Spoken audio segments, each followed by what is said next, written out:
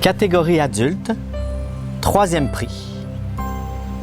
Amphirois Pépa à peu près, par Jean-Pierre Deschênes. Un regard à sa montre, 8h30. Le temps file à vitesse grand V. Il reste 1 heure avant le départ du supersonique. Une obligation de dernière minute. Pas le temps de traîner.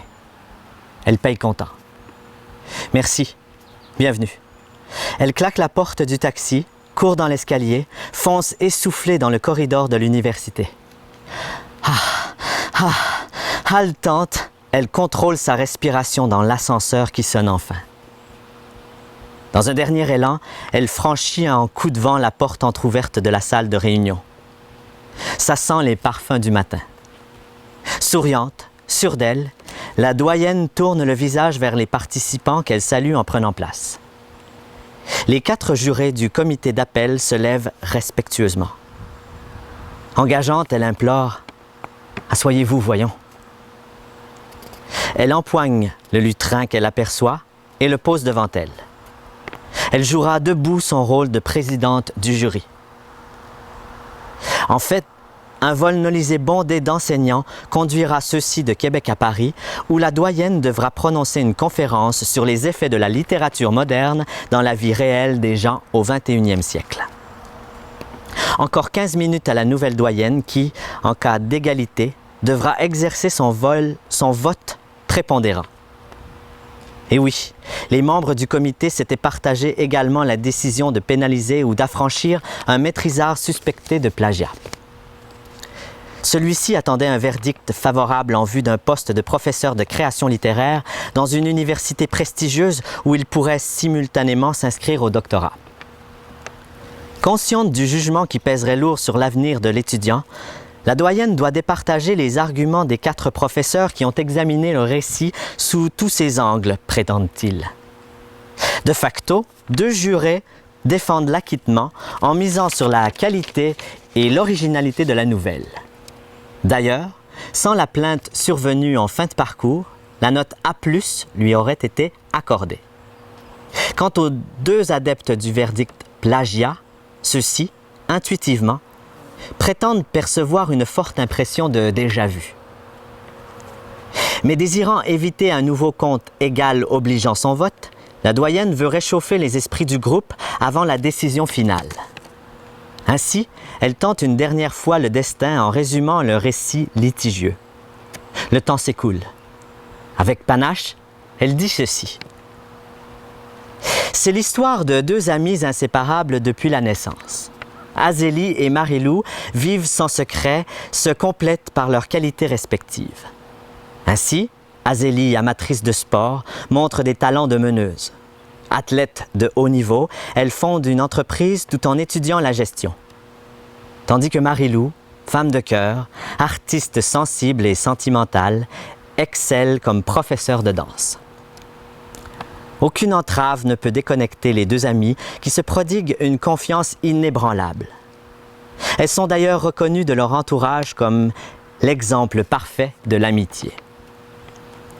Or, un jour, Marie-Lou tombe amoureuse et, ainsi enflammée, se marie au magnifique Grégoire, artiste peintre féru de nature et de beautés idylliques.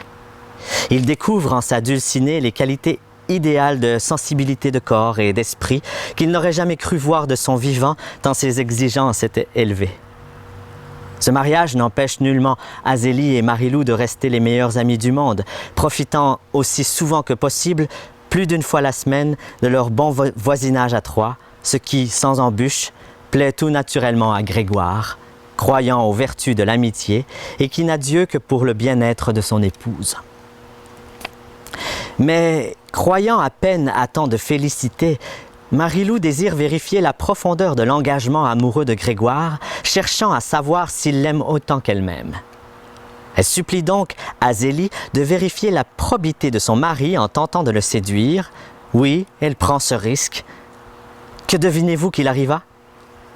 Azélie, après plusieurs vaines tentatives qu'elle raconte assidûment à son amie de toujours, finit non seulement par conquérir le beau mâle après une séance de poses artistiques, mais en devient à son tour totalement amoureuse. Commence alors une double vie de mensonges pendant que Marie-Lou, toujours confiante, à la fois artisane et victime de ce quiproquo, gobe les subterfuges de sa belle amie, elle-même aveuglée par les artifices imaginés par le nouveau duo libertin. Seul le chantage d'un témoin gênant viendra mettre une fin tragique à ce fol amour. Je vous fais grâce des détails qui conduiront Marie-Lou à de l'automutilation et à une schizophrénie fatale.